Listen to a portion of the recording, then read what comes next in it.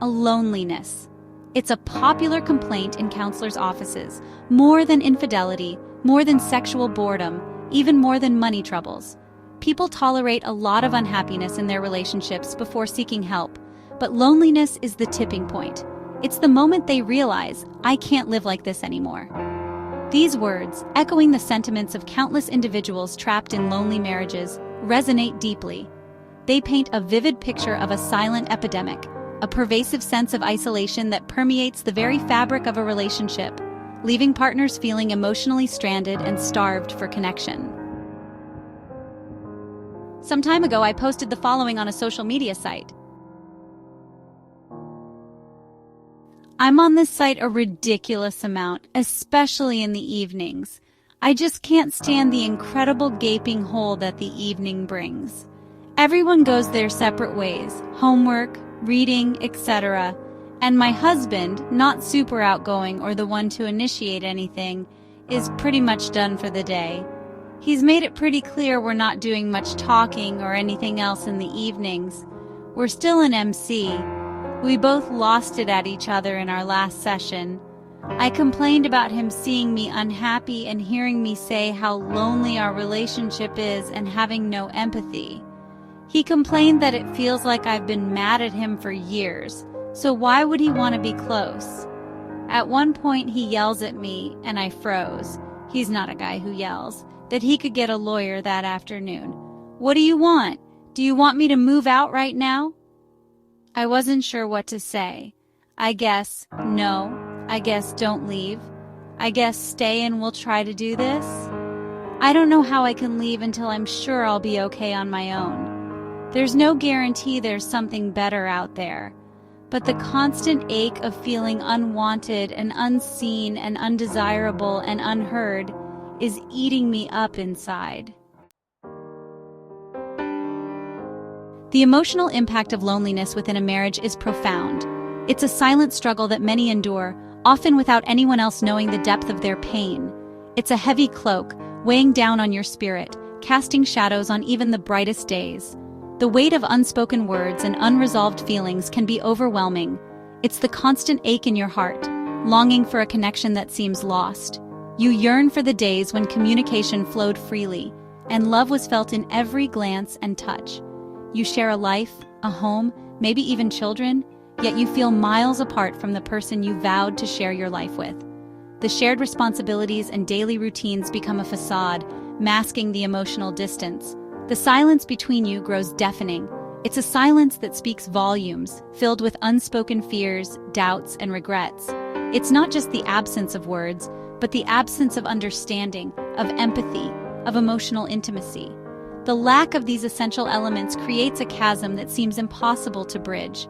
It's the feeling of being invisible, unheard, like a ghost drifting through your own life.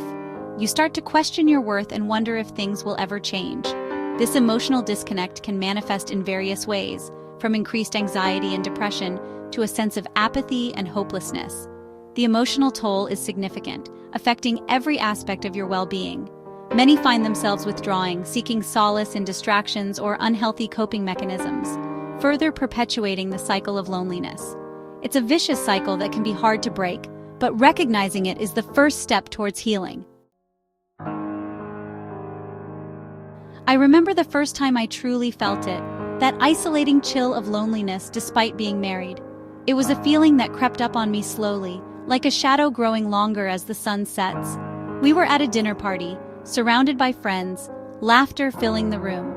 The air was filled with joy and camaraderie, yet I felt like an outsider looking in. He was across from me, engaged in a lively conversation, and I found myself watching him, a stranger in a familiar suit. His laughter echoed in my ears, but it felt distant, almost foreign. The realization hit me like a wave. We were physically present, yet emotionally miles apart. It was as if an invisible wall had been built between us, one that neither of us knew how to tear down. That night, back in the supposed sanctuary of our shared home, the silence was deafening. The walls seemed to close in, amplifying the void between us. It wasn't anger, it was emptiness, a vast chasm of unspoken words and unmet needs. The silence spoke volumes, revealing the depth of our disconnection and the loneliness that had taken root in our hearts. Lost in translation, the pain of being unseen. Feeling unseen, unheard, it's the crux of loneliness in a marriage. It's a silent struggle that many endure, often without realizing the depth of their isolation. You're yearning to be truly known, understood at your core, yet your partner seems oblivious. The disconnect feels like a chasm that grows wider with each passing day. Every attempt to communicate your feelings feels like speaking a foreign language, your words lost in translation. It's as if you're shouting into a void, hoping for an echo that never comes. This lack of emotional attunement chips away at your sense of self, leaving you questioning your worth, wondering if you're asking for too much. The silence becomes deafening, the loneliness palpable. You crave the simple yet profound validation of being seen, of having your emotions acknowledged and held with care. It's a basic human need, yet it feels so out of reach. The absence of this validation is a wound that festers, breeding resentment and fueling a silent despair. It gnaws at the foundation of your relationship, creating cracks that seem impossible to mend. It's the slow erosion of intimacy, the gradual fading of the very essence that once bound you together. The love that once felt unbreakable now feels fragile, hanging by a thread. Navigating the labyrinth. Finding your way through. Navigating the labyrinth of loneliness in marriage is a daunting journey, but it's not a journey you have to undertake alone. Start by acknowledging the feeling, giving it a voice instead of letting it fester in silence. Look for help in the form of counseling or books or supportive friends.